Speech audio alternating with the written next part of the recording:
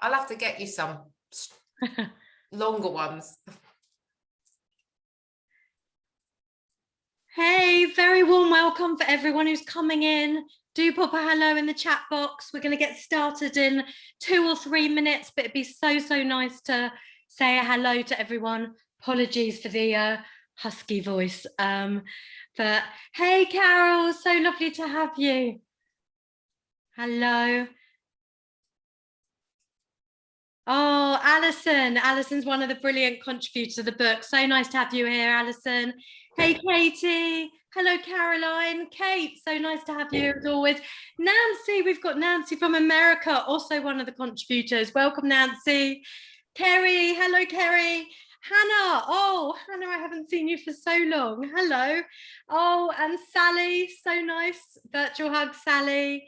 And we've got Margaret from British Columbia. I'm desperate to go to British Columbia. Shauna from Oregon. How nice to have some people from America. Oh, Renita, so lovely to have you here now. And Wendy, you're here.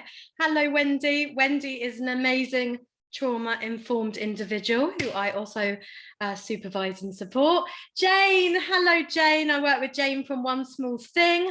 Lisa, don't need to do an introduction to the amazing Lisa. Hannah, hello, Hannah. Hugs. Hannah also contributed to the book. And we've got Mari, so amazing. Mari is the second half of Connected for Life with Dierdre, who you're going to hear from. And Michelle, my best friend in the whole world. Hello, gorgeous. And we've got Liz. Hello, Liz. Lovely to have you here. And Tanya. And Jane, so lovely to have you here. I had an email from your colleague earlier. And Rennie, so nice to have you back. And Meg, so lovely to have you and lovely to have new people. And Jenny, also an amazing person in trauma-informed practice. Larissa from Wales. We've got John from Gretna Primary. Caitlin, very warm welcome, Caitlin. We've got Yasmin from Birmingham. Suzanne Zedike, welcome, Suzanne. Another huge person in the field, welcome. Nathalie, Elizabeth, oh, all the way from Nova Scotia, Canada. So nice to have you here, Elizabeth. And Jamie, oh, I have to say it's quite overwhelming having so many people I know. Hello, Caroline. And Jan. Jan is one of our amazing people from Essex Social Services. Lynn, so nice to have you here, Lynn. We just did training all together last week. And Nicola, lovely to have you here, Nicola. And Elaine from TACT, who do amazing work. Caroline, hello, Caroline. Another phenomenal person from Dublin. And we've got Maura from Sligo in Ireland. Yes, I was just going to say, Maura, you were with me yesterday. Julie, hello, Julie. And Angela, also from Moon and Back, alongside Alison, also contributed to the book. And Kelly from Suffolk. We've got Emma. Emma's going to introduce herself, is one of the amazing illustrators of the book. Millie, very warm welcome. We've got Jackie. Anish, lovely to have you here. Rick from Canada. We've got Mel from Save Lives. Una, hello, Una. Literally, we were texting yesterday. Hello, Katie. And we've got Mandy from Cornwall. We've got also Amanda. Lisa, another phenomenal trauma-informed person. We've got Rosanna. Joe, hello, Joe. So nice to have you here. Joe and I have done a podcast together and there's a fab ed psych. Hello, Donna. Amanda, very warm welcome. Welcome, Karen Lee in Singapore. How nice to have you here. And Laura, hello, Laura, another phenomenal psychologist. Julia, we've got from Touchbase Brighton, Louise Michelle Bomber's organisation, amazing one. Hello, Louise. Patrick, oh, Patrick, you're here. Hello in St. Louis in America. Patrick is also a JKP author and a phenomenal person. Kathleen from Fostering Network in Northern Ireland. Kirsty from Break the Silence. I'm doing a 2-day training with them next week, is it, Kirsty? Hello, Amy, East London. We've got Melissa. Emily, hello, North Somerset. And Morag, lots of people. Lisa, welcome, Lisa. And we've got Denise. I'm just going to do a few more. I might not get through all of them. We've got Nishra. We've got Nancy from Jakarta. We've got people here from Indonesia. How amazing is that? We've got Jennifer. We've got Marie. Marie, so fab to have you. Another huge person, particularly in the DDP world. We've got Lisa, also fantastic ed psych. Rebecca, so nice to have you here. We've got Catherine, amazing, from Juniper Play Therapy, do amazing work. We've got Diane from Calder Therapeutic Service. Louise, Robert, thank you, Robert. Josie, Kate, hello Kate, who also contributed to the book and is phenomenal. We've got Liz, we've got Mandy, Sam from Wales, whose team also contributed to the book. We've got Anna. Anna and I just booked an event in 2023. Verity, Sophie, very warm welcome. We've got Vera, Susie, and I think that is my call from Matt to start slowing down whilst the book is in the background.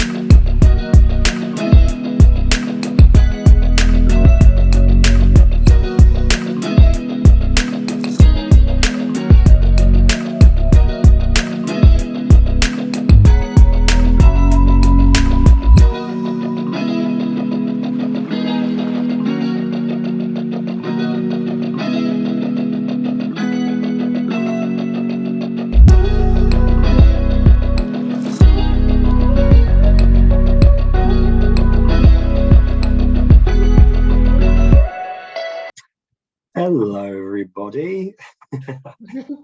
Thank you for coming. Welcome to the launch of Karen Treisman's A Treasure Box for Creating Trauma-Informed Organizations.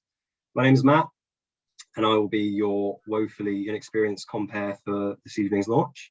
I work for Jessica Kingsley Publishers, and specifically I work on Karen's books. The awkward video you just watched as we waited for people to join is my attempt to film whilst also showing you what the book looks like inside.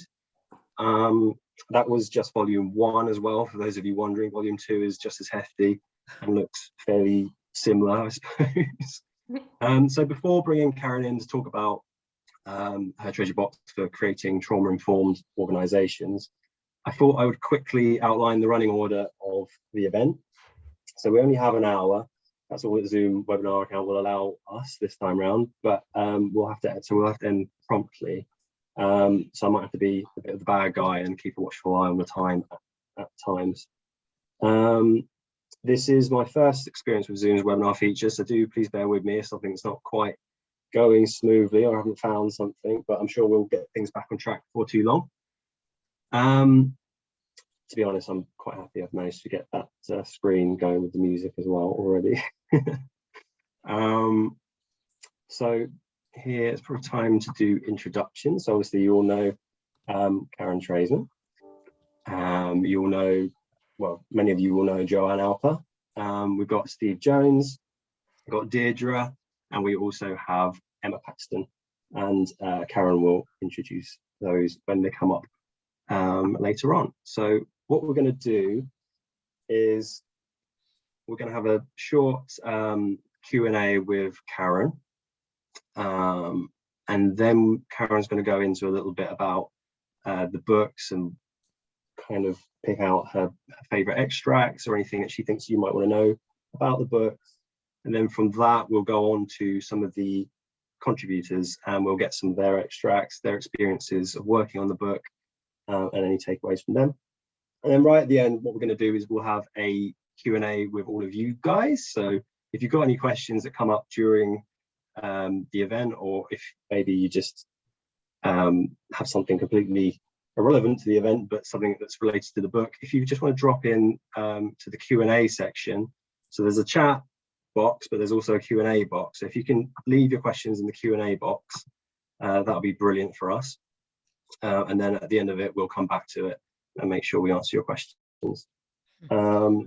So I guess without any further ado, I think I'll pass on to Steve Jones, who is our editorial director at JKP, and he's also the editor that works on Karen's books. Hello, everybody.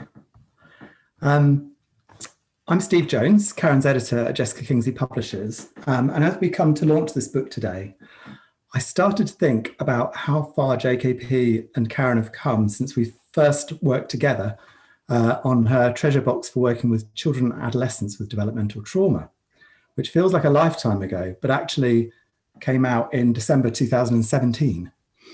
So between 2017 and the end of 2021, we will have published together 6 workbooks, 6 children's books, which are due out in August, 4 therapeutic packs of cards, the original treasure box itself, and this, Karen's magnum opus, a treasure box for creating trauma-informed organisations, which is a huge achievement in every sense of the word.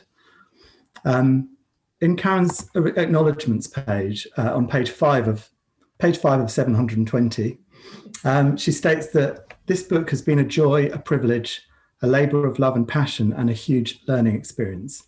And I think it's fair to say that it's a book that's inspired these feelings in all who've worked on it.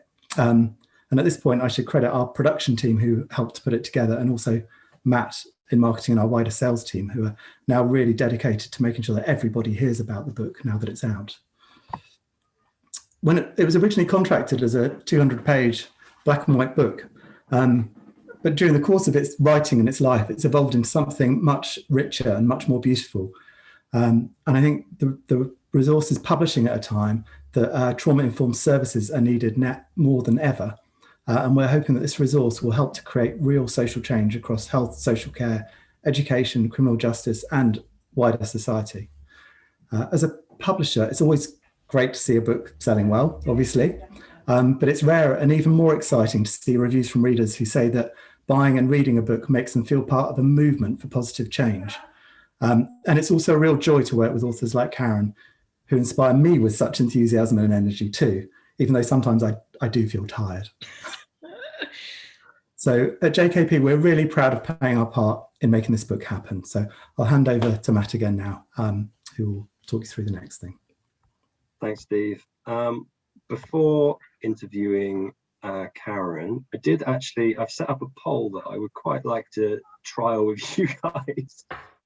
So I'll launch this for you now. Hopefully you can see it pop up on your screen. But it is just a simple, have you ordered the 2-volume set yet? I'm just curious to know out of you guys who's already bought it, who hasn't, who's still umming and ahhing, all that kind of stuff.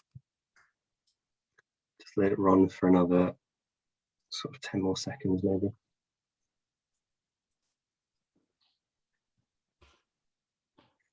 Okay, the results are in, so that's quite useful for us to know. So about a third of you ordered it already, about 2/3 still on the fence or wondering what's going on inside.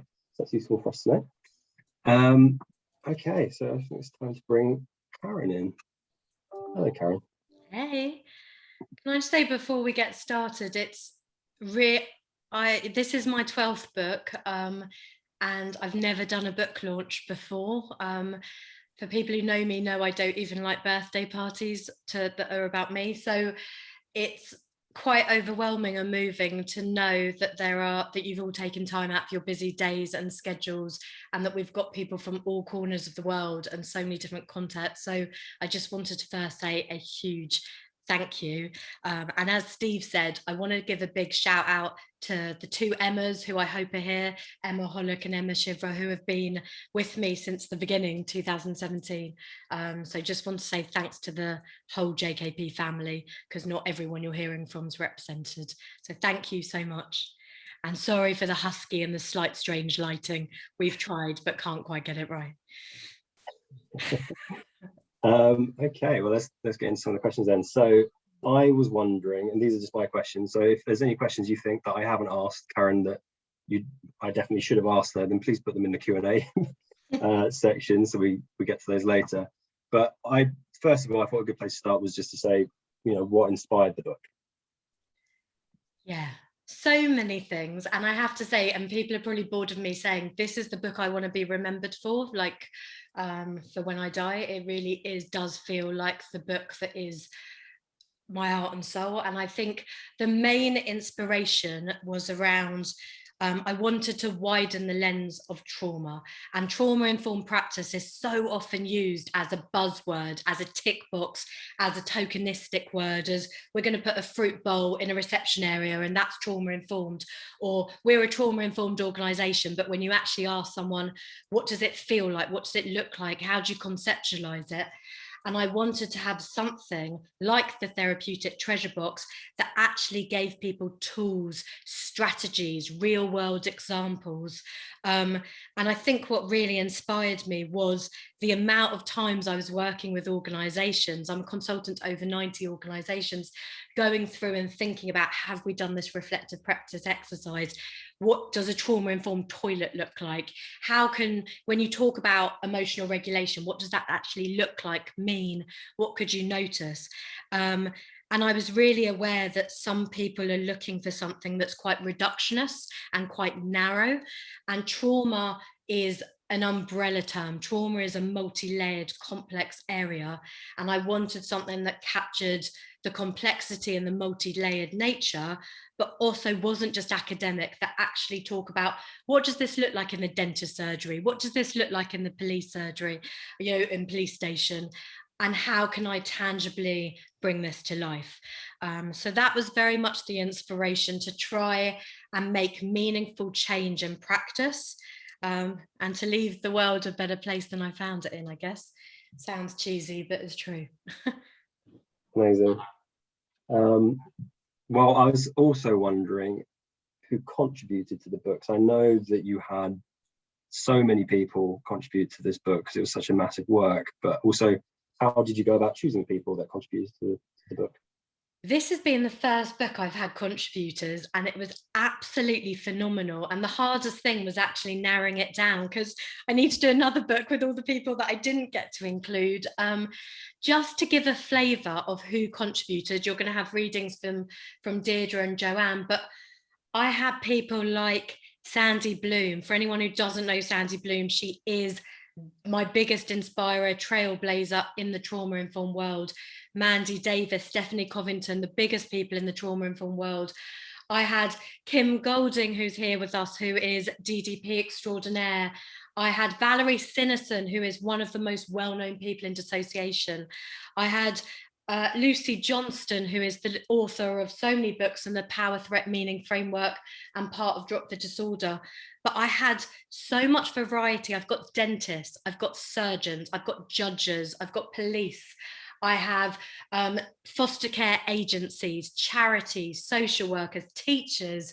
The list goes on, and stuff in older adults, in learning disability, intellectual disability, so many different areas. And I really wanted to capture the diversity of how the values and the principles can be in so many different sectors, and to bring it alive. What does this look like? And what was so exciting is I also got lots of survivors, people with lived and living experience to contribute, young people. There was poetry, photos. How I went about choosing them was a mixed bag. Most people are people I personally have worked with, who I know. From my Winston Churchill Fellowship that I went to America, I visited over 100 different organisations to learn about best practice in trauma-informed organisations, which was the inspiration trip for this book, from people whose books I admire, podcast, all sorts. So a whole range of different organisations and systems. Wow. Obviously the books are split into 2 volumes. Within that, they are split into 3 parts and break down chapter by chapter. I was wondering whether you had a particular favourite bit out of all of that, and however many 100 pages there are. Yeah, and just before I answer that, I can just see Katie asking, was prison service involved? Yep, absolutely. I've got quite a few pieces from prisons, youth justice and police, so that was very involved. Churches, I do work with several churches, but there weren't contributions in the book. Asking about favourite chapter, it's hard. It's like choosing your favourite baby, isn't it? I suppose I'll say a few bits on that, which is a long-winded answer, but it is to learn about the book. The hardest chapters was chapter 1 and 2, and Lisa Cherry will know what I'm talking about because she had a similar battle in her recent book. The first chapter is introducing the impact of trauma in 1 chapter, which you could literally do in several books. And the second was about trying to condense, what does a traumatized system look like? What is organizational trauma? What are team dynamics in 1 chapter? So they were by far the hardest, most frustrating, but I like a challenge. But my absolute fave was the power of language. Those who have been to my training know it's my favorite training day that I do. It's everything from how does trauma impact potentially speech and language? What do we think about cultural nuances in language? How do we think about acronyms? Spoke about externalizing narrative therapy language. How do we describe people? Dierdre wrote a contribution in there about we and collaborative language. There is so much about the posters on the wall, the website that we use, so much about language. My second favourite was cultural humility, which is how do you write a chapter on cultural humility, social graces, intersectionality? But there was so much about the infusion of social justice and human rights and cultural humility, anti-racism with trauma informed, and looking at what does this look like in your recruitment, in your way that you work and all sorts. So that was another, I could keep going on, but I'll be quiet because I know you'll tell me I'm talking too much. Well, I mean, that was about 3 or 4 favourites, but I'll let you off. It is your book launch after all. I was wondering, we so often at JKP, we are trying to monitor how much things will actually cost to make, and you were very keen on full color text boxes, very fancy format for these massive books, and I was keen to well, I wanted to ask you why you were so keen on that, basically. Yeah, I was looking at Steve's face there because I was fairly pushy on the colour front, and the feedback has been phenomenal. And I just want to give a little flavour of the different coloured boxes in there, and just some of an example, including some of Emma's amazing, illustrations of the worksheets. So just to give a real sense of what some of that looks like, of having it in colour. I felt super strongly about colour, and really fought for it. And I think that's because I wanted the books as much as they could to model the model. I wanted them to be trauma informed in how they made people feel. And Maya Angelou says, people forget what you do, forget what you say, but remember how you make them feel. And trauma is a multisensory experience, and therefore our interventions need to be multisensory. And I wanted the book to take the reader on a journey, but to model the model, reflect, think, pause, to feel nurtured, to feel valued, to encourage engagement, to see how we can talk about complex things, but to really try and communicate them in as accessible visual way. And so to me, I didn't want it to be dry like policies collecting dust. I wanted it to really give people a flavour of thinking about how could I talk about strengths-based and joy and communication and reflection if that wasn't modelled in the book. So I did drive the team balmy about textbooks and reflective exercises, and that needs to be bolded and that needs to be italic.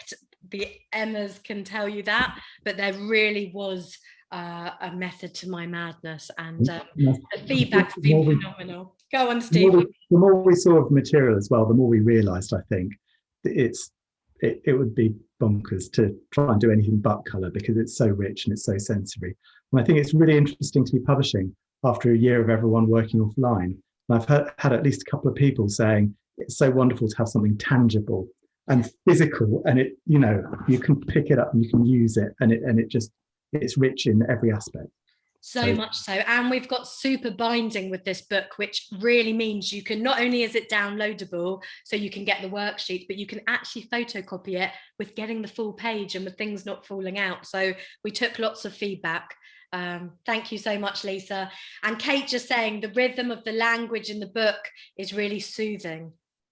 You said that on Twitter, Kate, and that comment was so beautiful when you said it about just the rhythm, and hopefully it does embody and infuse the values, because it's very easy to talk the talk, but it's how you walk the walk. You know?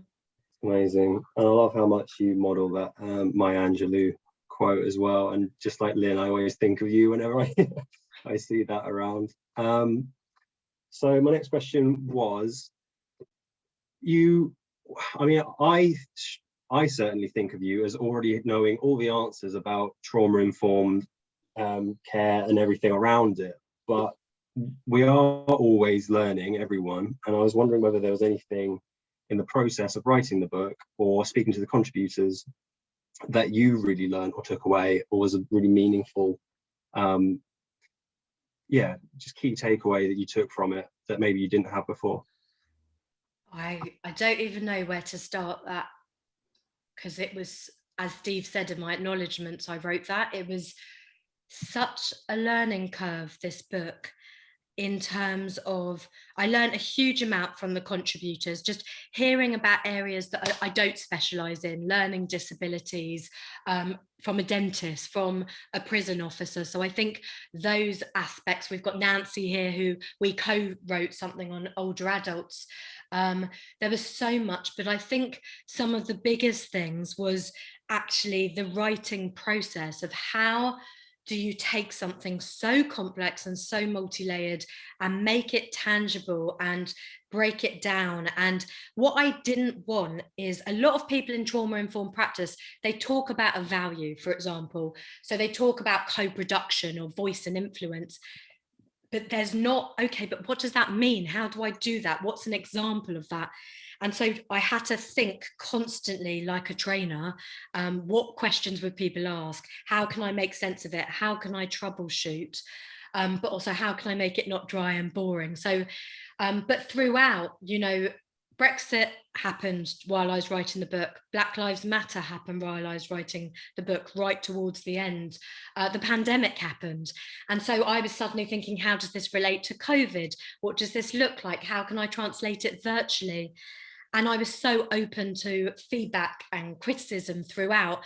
Anyone who knows me knows I am the biggest geek. I read 2 to 3 trauma books a week. I'm constantly on conferences. So every 2 minutes I was like, I need to add something. Emma probably again, can I add something? Can I add something else?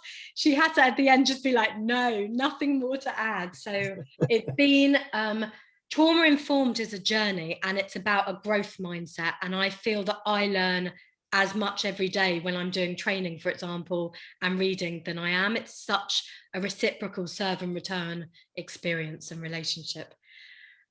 And I've just got distracted because I've just seen my dad's here and has just put the proudest parents in the world. Thanks, Dad. I love you. And Yeah, I'll just read a couple of comments there. Morag, got the books, the visuals are amazing, capitals. It made me feel like I was part of the story. They can be used in so many ways and promotes creativity and out of the box thinking. Thank you so much, Morag. Elizabeth, I'm gonna hold your question till the end, but I would love to answer that. And just a couple more. Donna, I love how you're even modeling your approach with how you're interacting with the chat. Gives a real sense of authenticity and you towards others. Thank you, Donna. And Anna, I will read both volumes due to reflect in the model. Very powerful and I can't wait. And thank you, JKP, for making the visual impact.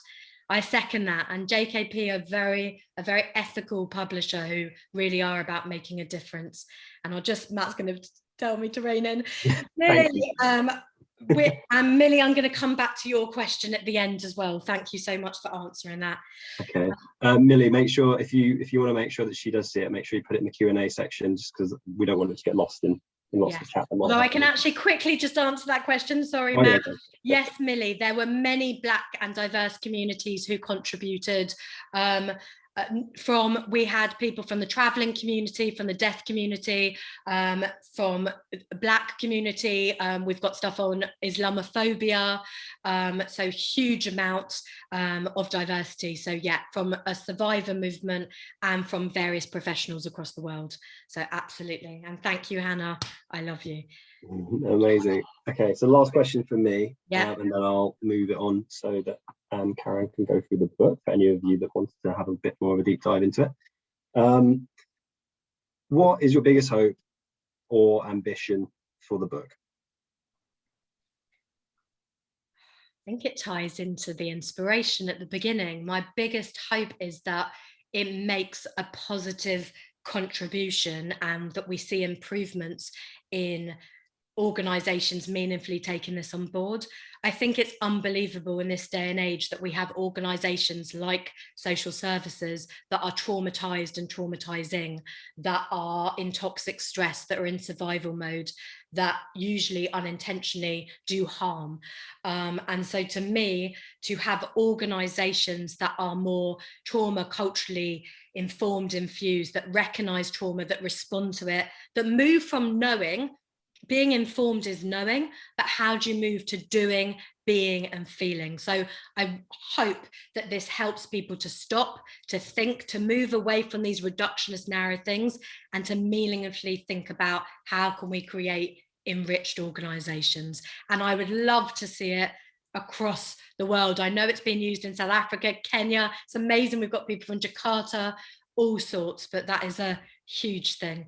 And I've seen Patricia joined us. Hello, Patricia, who's an amazing CEO of a trafficked organisation and someone I work with. So thank you.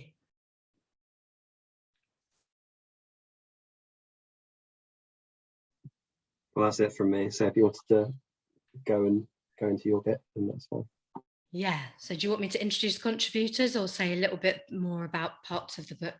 Do you want to go into the book first, just so sure. that everyone has like at least a base level understanding of everything that's in there? I'll do a little thing. Yes, and we've got the gorgeous Sandra here as well from the Court Council who contributed to the book, and Jennifer Knock, another huge person in trauma-informed world.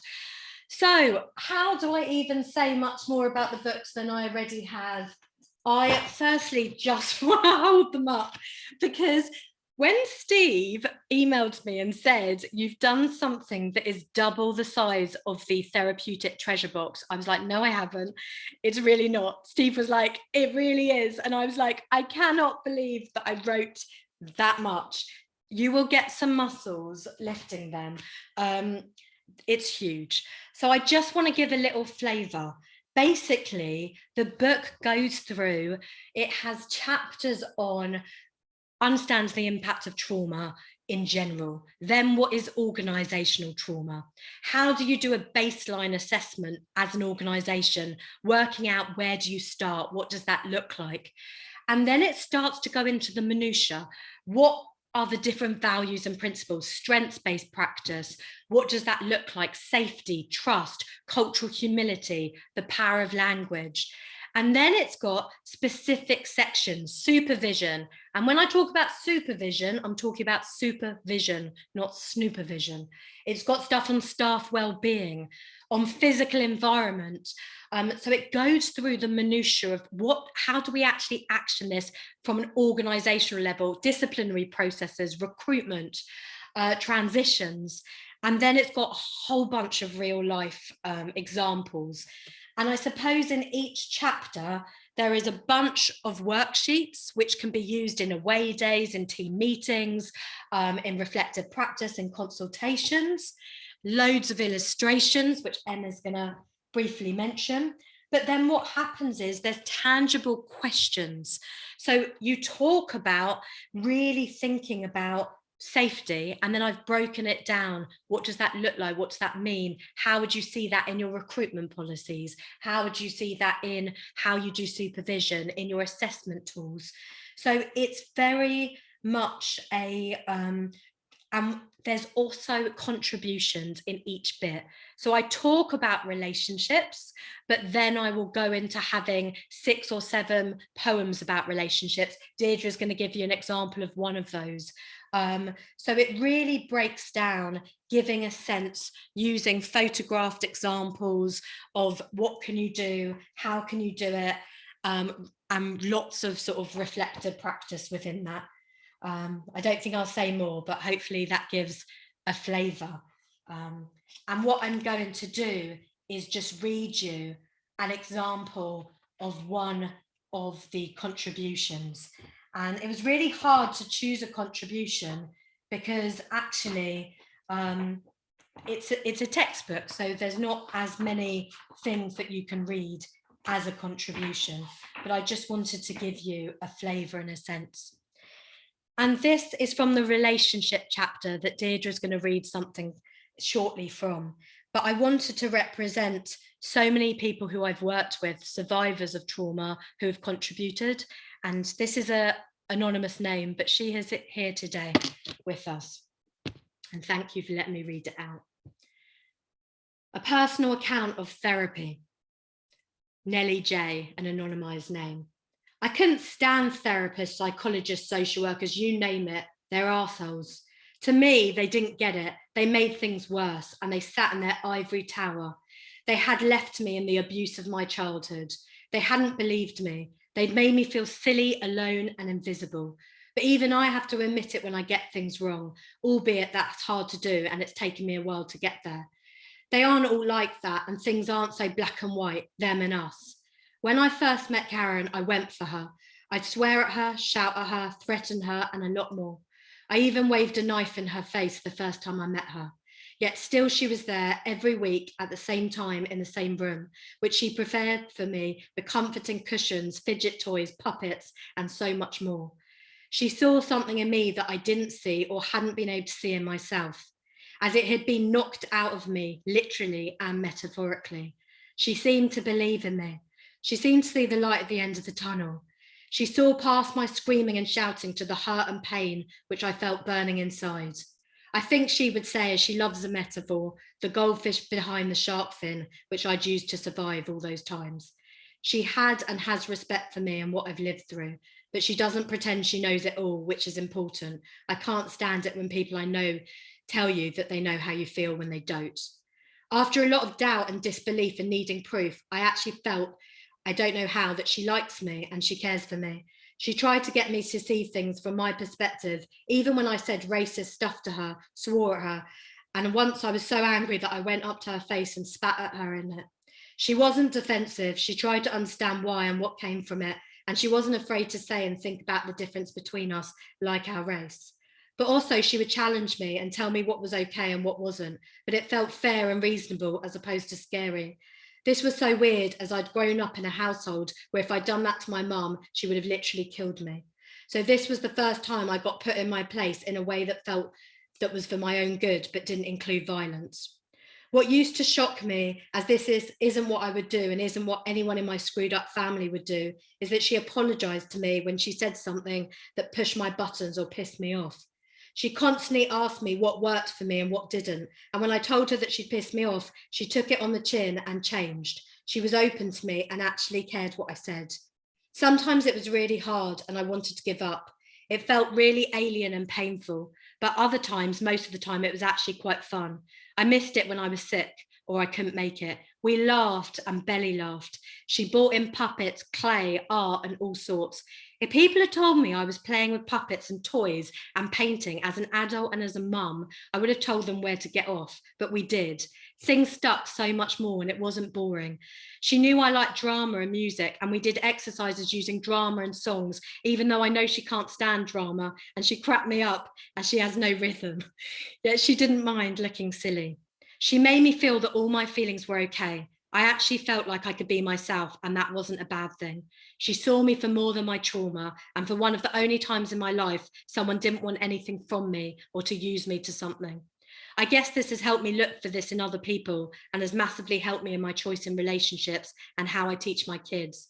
For the first time, I'm happy being single, and although I'm dating, I'm actually looking for people who treat me right, and I know my children will be better for and are with me because of it. Last few bits. She helped me to come up with ideas and never made me feel silly. She asked me to express myself, and she told me I spoke in a poetic way and that I had a gift. I don't think that I'd ever thought of myself as having a gift. Don't get me wrong, it wasn't perfect. It was bloody messy. There were a lot of bumps and sometimes some bombs in there. Things spiraled. There were weeks sometimes when I wouldn't turn up, or I would and was furious, especially when she would tell social services about something that had happened in my parenting. Yet still she was there waiting with a smile or a hug. It was odd and actually a lot to believe. I'd never had someone text me or tell me they were thinking of me. I'd never had someone not shout or fight back. I never had someone as someone who could be something special and had to see me as something special and something who could give. She also taught me about shit like brains and emotions and helped me to explain things and made me feel that I wasn't mad. It gave me stuff to tell the people around me, and it's helped me in my relationships. I now understand why I found life hard and why I did the things I did and why what happened to me wasn't okay and wasn't my fault. And I know I'm going to give my kids something different. I feel a whole lot stronger, but also to know that I don't always have to be strong and I don't have to fight. It's so cool to have someone cheerlead you on. And I hope that I can be a cheerleader for my kids now. Thank you. Thank you so much, Karen. My voice then towards the end. Yeah, I'll give your voice a little bit of a break there. But that was so powerful. So thank you for sharing that. I think next up, if you could introduce Dierdre and how you both worked in the book together, that would be amazing. Absolutely. Just seeing the amazing Yaz is here as well. We also contributed to the book and various different people. So I am going to introduce first Dierdre. I just want to say a few things about Dierdre. Dierdre is a social worker. Dierdre is the co-director of Connected for Life, based in Northern Ireland, alongside the amazing Murray Blaney. Dierdre features in my next book, Ollie the Octopus, on grief, as Dee Dee the Dolphin. Dierdre is not only an extraordinary practitioner and human, but is a phenomenal friend and is one of the most thoughtful, funny, generous people I know, and is someone like Joanne who truly models the model. And I really appreciate Dierdre. Dierdre actually is the only person who contributed 3 times to the book. And I didn't know which one to choose because they were phenomenal. The other one was about traumatized communities in Northern Ireland. But Dierdre is going to read something from the relationship-based chapter, which is the story of Peter and Paul. Thank you so much, Dierdre, and over to you. Okay, thank you so much. So much I want to say, but I don't want to hold you up time-wise. Thank you so much. And hardly I follow that last one, but I'm going to try, and I'm going to try and honour the story of Peter and Paul, the power of personal, system and community relationships. So 2 little boys sitting on the wall, one called Peter, the other called Paul. Peter had trauma, so had Paul. But what saved Peter? And what failed Paul? Like many other settings, one of the things one observes after working for a long time in a justice setting is intergenerational patterns, not only of offending, but of adversity, trauma, and attachment.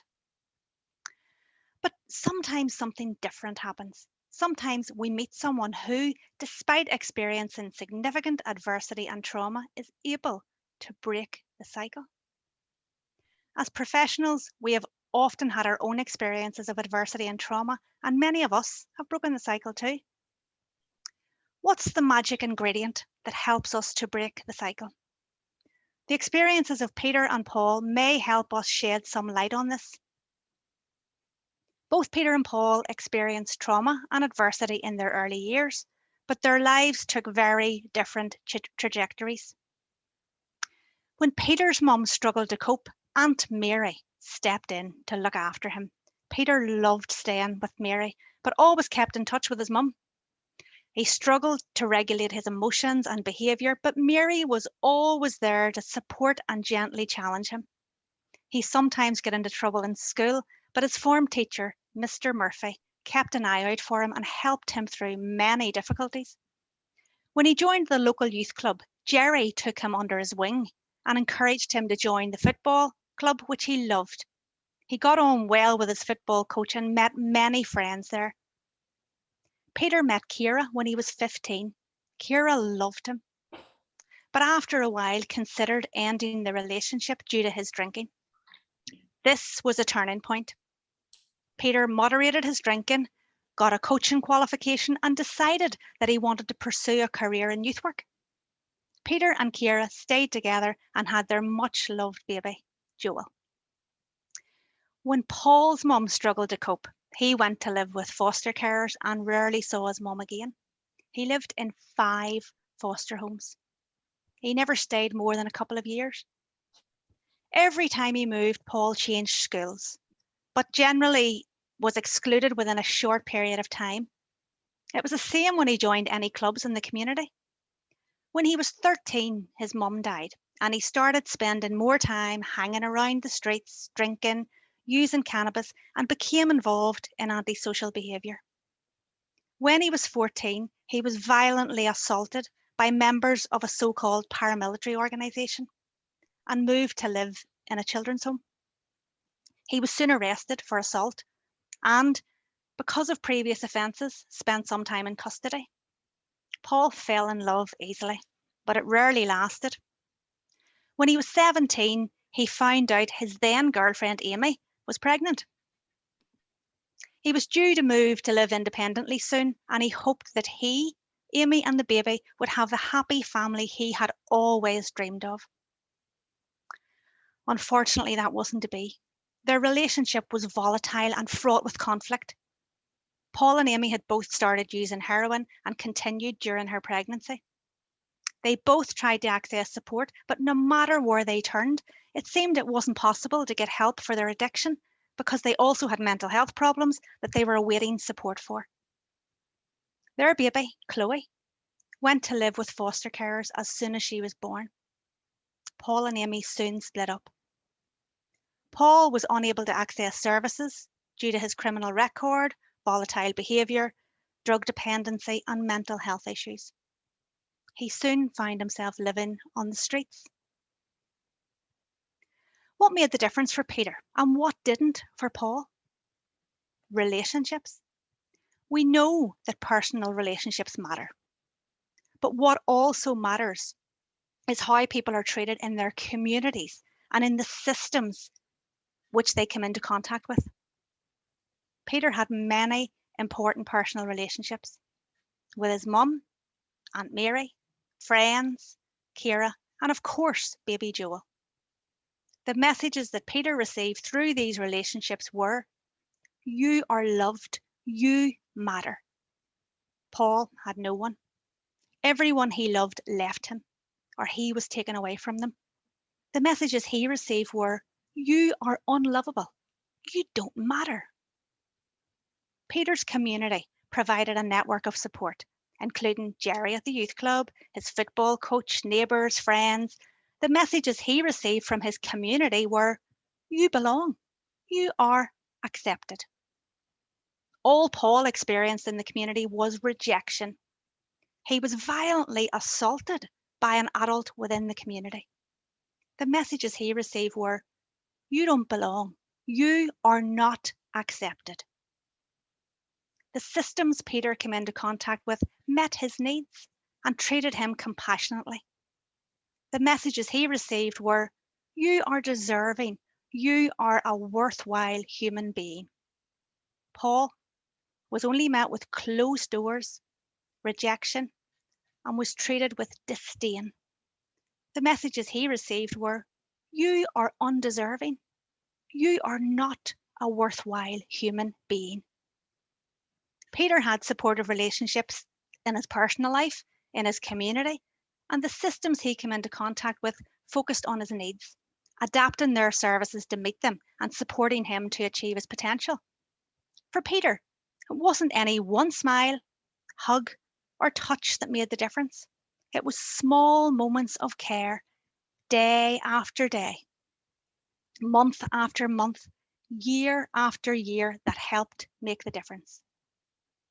Paul not only had no supportive relationships in his personal life, he was also shunned and mistreated within the community.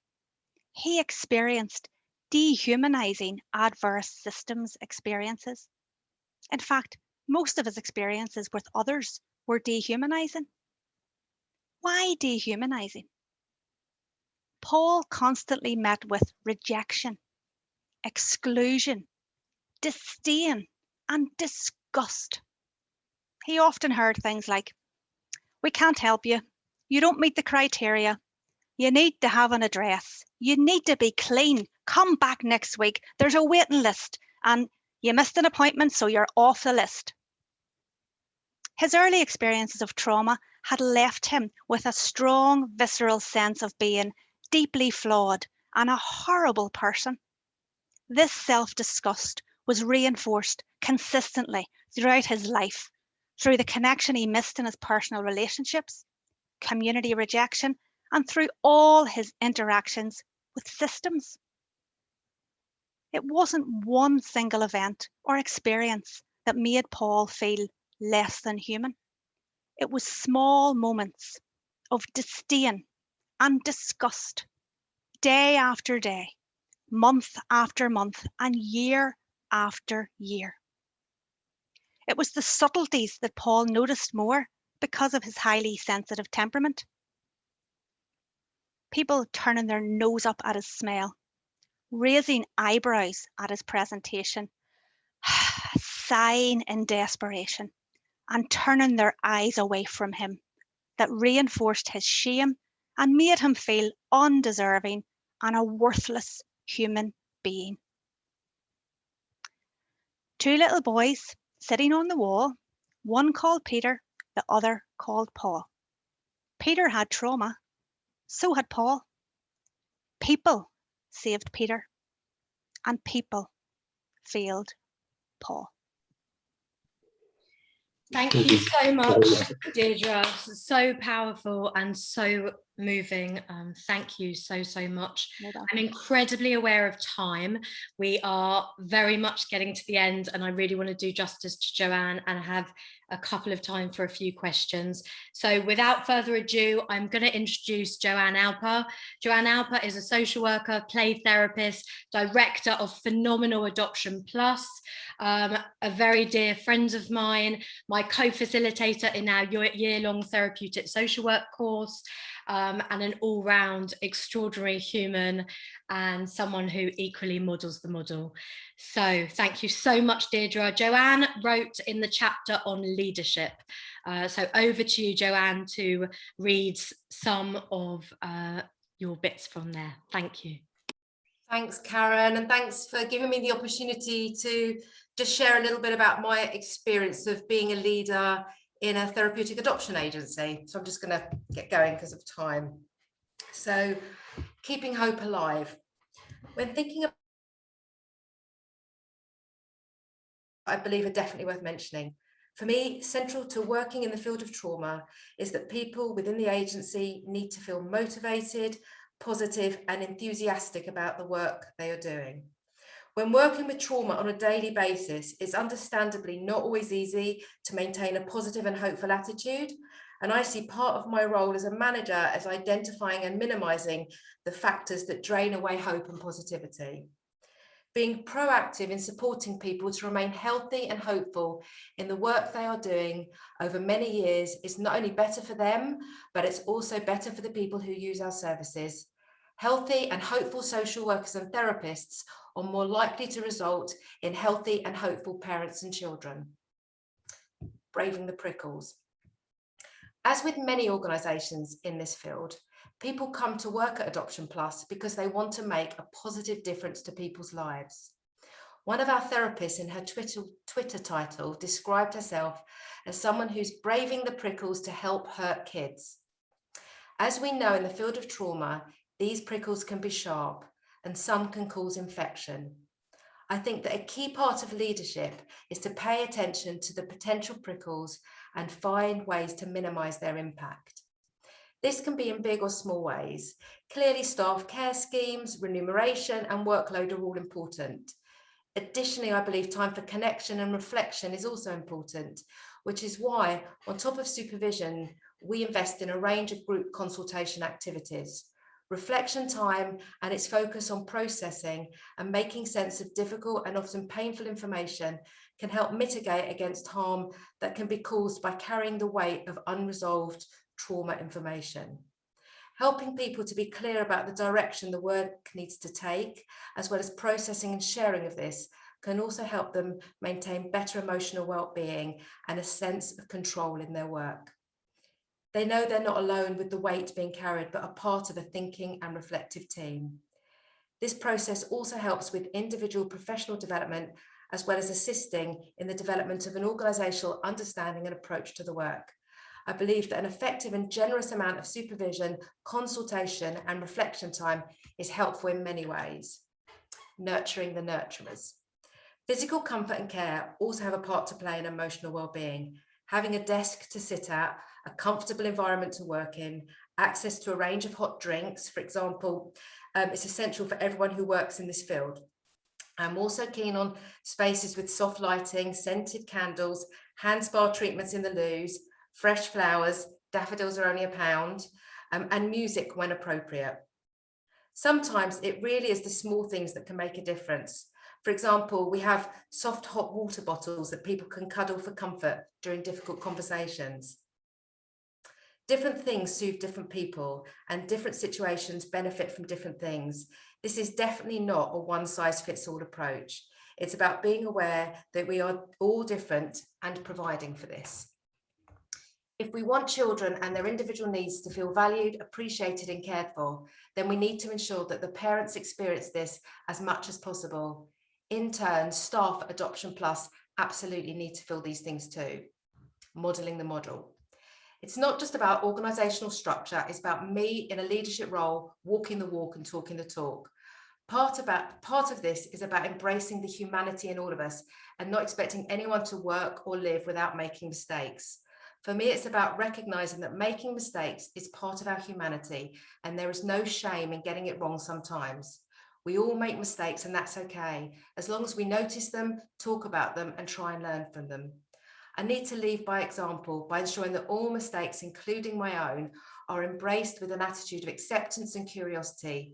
Keeping shame low and learning and openness high is essential in an organisation working with trauma. A number of years ago, I undertook training in a therapeutic model called DDP. And central to this is an attitude of pace, playfulness, acceptance, curiosity, and empathy. Although designed as a therapy approach, this attitude can be helpful for leaders in the trauma sector wanting to create healthy organisational cultures and effective services. In all of my interventions with families, staff and key stakeholders, I always try and approach conversations with a paceful attitude. Within Adoption Plus, I pay particular attention to playfulness, which I think can be the first thing to go when people are stressed. In the services we provide, we want everyone to live as healthy, joy-filled and hopeful lives as possible. So we need to bring joy to Adoption Plus. Opportunities for fun and pleasure are embraced and built on, both formally with laughter yoga, for example, and informally when moments arise.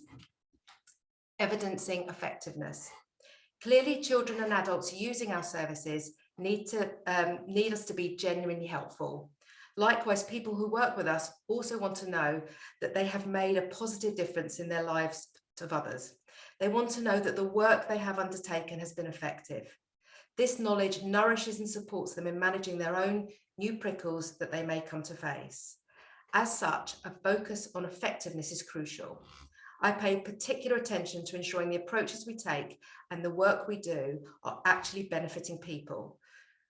Thoughtful selection and analysis of therapeutic models, clinical evaluation tools and satisfaction questionnaires, alongside ensuring the organisation has effective clinical governance and management systems, all contribute to services that can evidence they are improving the quality of people's lives. And my final thoughts. In the end, although we need to be service-focused and business-minded, I absolutely believe that kindness and generosity of spirit are important in leadership in this sector. People are trying to do their best given the difficult situations we face, and a generous and kind approach to individual hurdles means that we can give people a step up as opposed to creating a new barrier. If we want to move forward and provide effective support to people at time of crisis, we need to be building bridges and creating supportive foundations. A low shame, pro-learning, playful, nurturing organisational culture modelled throughout the whole organisation is what leaders need to focus on if they want to create effective and innovative services in this sector. Thank you so much. I wish I could give you a squeeze and a hug. That was amazing. Thank you. That gives you a tiny flavour of the contributions. I'm so aware that it is 2 minutes till 6:30, and please, we're hoping we don't get cut off, but we just want a few, if we can stay for a few more minutes, to hear from the lovely Emma about what it was like to illustrate the book. And I have tried to answer some of the questions in the chat box, and we'll take a couple of moments as well. So over to you, Emma. Thank you, Karen, and thank you for inviting me along today. My work feels such a tiny, weeny part of it, but actually when I look at the book and I see some of the comments, I realise how it's being used and how an integral part of the book that it seems to have become. So I'm super proud to have been involved, and yeah, I look through it and I think, blimey, I don't even remember doing that one. So it's absolutely wonderful, and congratulations. It is an amazing piece of work. So I'll leave it there. Thank you. Thank you. Emma Paxton from Imaginistic is quoted throughout the book, is extraordinary and an absolute joy to work with, and we're actually working on a few more at the moment for my next keynote, so a joy. I've tried to answer a few questions as we go on, but I also want to honour people's time. If we haven't been able to get through, I've been trying to type at them. I so apologise, but most of you are part of Twitter. You can pop me an email. We can take it continuing. But I just want to use the opportunity to say a huge thank you for being here. A huge thank you for being part of this movement. Dan Siegel says we shouldn't have the word me, M-E, we should have the word we, MWE, because we are a learning collaborative, we are a collective, and Lisa and I always say it's not about self-care, it's about community care.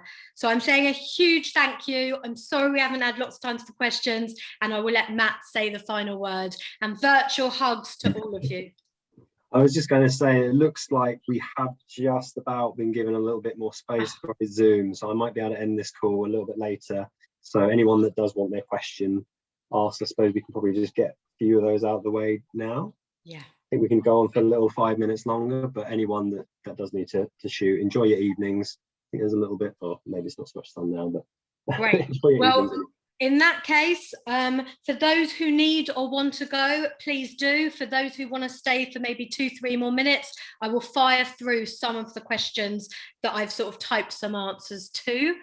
So first to Elizabeth, how did I choose the organisations I visited? With painful research. Lots of it was books that I admired, podcasts, journal articles, word of mouth, the trailblazers, you know, Mandy Davis from Trauma Informed Oregon, Sandy Bloom, Stephanie Compton. And when I got there, I was like, who do you rate? Who's really doing this? How can you recommend it? And sort of let it be a natural osmosis as well as an organising. And you can read about all those different organisations in the book. So that's about that.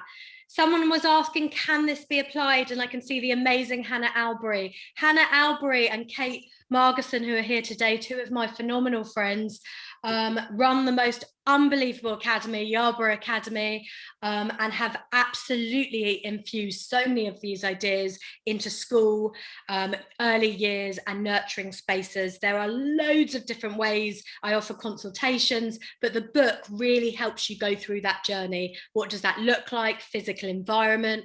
Someone else asked about physical environment. There are pictures, there are walkthroughs, there are so many different things to help you really think about how can I make my environment more trauma informed. Barriers, a few people talk about barriers. There is an entire chapter on success factors and implementation barriers in the book.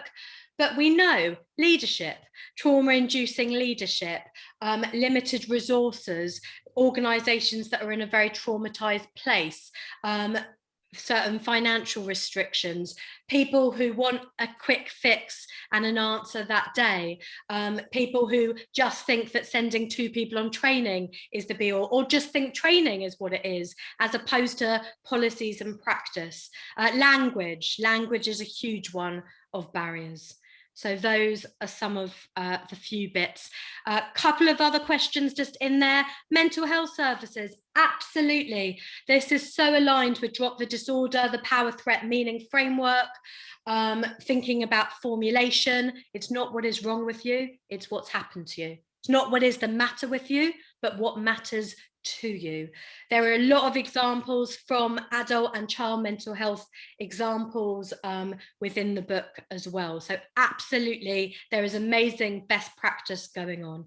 So very, very much so. I think I've just answered all of the questions. There was a couple about churches.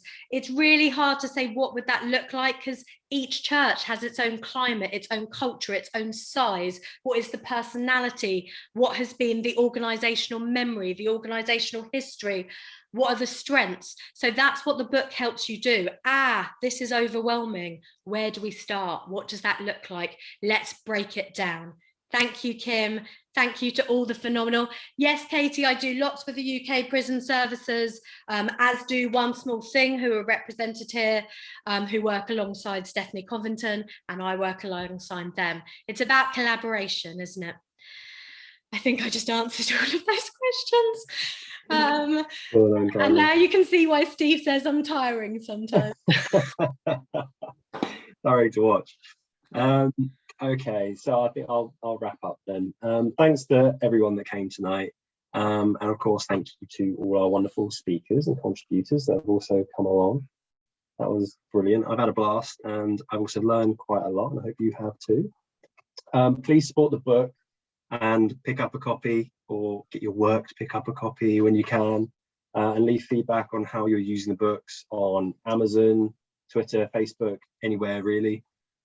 We would also really welcome any feedback on how you found the webinar, but we'll send a link around to you later on, I'm sure. Karen can send it around on her mailing list, and we'll also attach the recording of the whole launch on there as well, so you can skip back to any bits that you might have missed, or you can pass it on to friends or colleagues. But I think that's all from us, but yeah, thanks again and take care.